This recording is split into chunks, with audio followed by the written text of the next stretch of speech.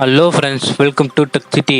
இன்றைக்கி நம்ம எந்த மாதிரி வீடியோ பற்றி பார்ப்போம்னா, டாப் 5 ஹையஸ்ட் பேயிங் ஜாப்ஸை பற்றி தான் இன்றைக்கி நம்ம இந்த வீடியோவில் பார்க்க போகிறோம். நம்மளுக்கு தெரிஞ்ச ஜாப்ஸ்லாம் பார்த்தீங்கன்னா ஒரு டாக்டர், இன்ஜினியர், சாஃப்ட்வேர் டெவலப்பரு, இந்த மாதிரி ஒரு 10 ஜாப்ஸ் வேணால் நம்மளுக்கு தெரிஞ்சுக்கலாம். ஆனால் இந்த உலகத்தில் பார்த்தீங்கன்னா அதிகமாக சம்பாதிக்கக்கூடிய எத்தனையோ ஜாப்ஸ் இருக்குது. 100க்கும் மேற்பட்ட ஜாப்ஸ்லாம் இருக்குது. நான் இந்த வீடியோவில் சொல்ல போகிற ஜாப்ஸ்லாம் பார்த்தீங்கன்னா நீங்கள் கேள்வி கூட பார்த்துருக்க மாட்டீங்க. அப்படி கேள்விப்பட்டாலும் ஒரு 1 or 2% தான் கேள்விப்பட்டிருப்பீங்க. அப்படிப்பட்ட ஜாப்ஸ் தான் நான் இன்றைக்கி இந்த வீடியோ சொல்ல போகிறேன். அந்த ஜாப்ஸ் வந்து அதிகமாக அவங்களுக்கு வந்து ஏர்ன் பண்ண உதவி பண்ணும். சரி, வாங்க வீடியோக்குள்ளே போகலாம்.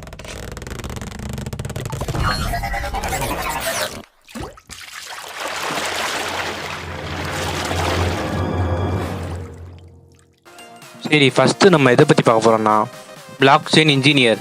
சரி, இந்த பிளாக் செயின் இன்ஜினியர் அப்படின்னு பார்த்தீங்கன்னா இதுக்கு வந்து நீங்கள் வந்து ஒரு டிகிரியாவது கண்டிப்பாக முடிச்சிருக்கணும். அடுத்து வந்து உங்களுக்கு வந்து C++, ஜாவா, பைத்தான் ஏதாச்சும் ஒரு ப்ரோக்ராமிங் வந்து கண்டிப்பாக தெரிஞ்சுக்கணும்.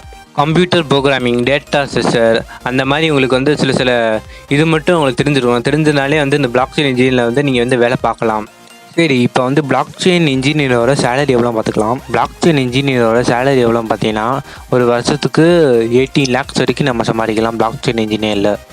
ரெண்டாவது என்னன்னு பார்த்தீங்கன்னா ப்ராடக்ட் மேனேஜர். ப்ராடக்ட் மேனேஜருக்கு கோடிங் தெரியணும் அப்படின்ட்டு அவசியம் இல்லை. கோடிங் தெரியாமே வந்து நம்ம ப்ராடக்ட் மேனேஜர் அப்படின்ற ஜாபில் வந்து நம்ம வேலை பார்க்கலாம்.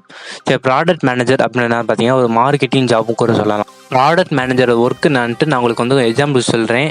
இப்போ வந்து ப்ராடக்ட் மேனேஜர் அப்படின்னா ஒரு ஐடியா கொடுக்குறது அப்படின்ட்டு கூட வச்சுக்கலாம். ஐடியா கொடுக்குறது அப்படின்னா என்ன ஐடியா அப்படின்னு பார்த்தீங்கன்னா நீங்கள் வந்து வாட்ஸ்அப்பே எடுத்துக்கோங்களேன். வாட்ஸ்அப்பில் பார்த்தீங்கன்னா ஸ்டேட்டஸ் அப்படின்ட்டு ஒன்று இருக்கும் மேலே. அந்த ஸ்டேட்டஸு வைக்க சொன்னதே வந்து யாருன்னு பார்த்தீங்கன்னா ப்ராடக்ட் மேனேஜர்னா. ஏன்னா வந்து மக்கள் சைடுலேருந்து கொஞ்சம் யோசிச்சு பார்ப்பாங்க, மக்களுக்கு வந்து என்ன பிடிக்கும் என்ன பிடிக்காது அப்படின்ட்டு. நம்மளுக்கு வந்து ஸ்டேட்டஸ் போர்டு வந்து பார்த்திங்கன்னா நமக்கு பிடிக்கும்ல, மக்கள் சைடு வந்து கொஞ்சம் யோசிச்சு பார்ப்பாங்க, மக்களுக்கு வந்து என்ன பண்ணி பிடிக்கும் என்ன பண்ணி பிடிக்கும் அப்படின்ட்டு ஒன்று பார்த்து சைடு தான் ப்ராடக்ட் மேனேஜர். ப்ராடக்ட் மேனேஜர் அப்படின்றவங்க வந்து 1 இயருக்கு எவ்வளோ சம்பாதிப்பாங்க பார்த்தீங்கன்னா 25 lakhs வரைக்கும் சம்பாதிப்பாங்களாம் 1 இயருக்கு. சரி, நம்பர் 3 என்னென்னு பார்த்தீங்கன்னா full stock developer.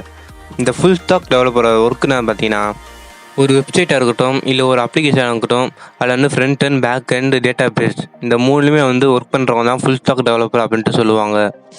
Full stock டெவலப்பரோட salary எவ்வளோ பார்த்தீங்கன்னா 1 இயருக்கு 12 lakhsலேருந்து 14 lakhs வரைக்கும் சம்பாதிப்பாங்களாம் ஃபுல் ஸ்டாக் டெவலப்பர். நம்ம லிஸ்ட்டில் 4வது என்ன இருக்குது பார்த்தீங்கன்னா DEVOPS இன்ஜினியரிங். இப்போ வந்து ஒரு ஆப் டெவலப்பர் இருக்கான்னு வச்சுக்கோங்க.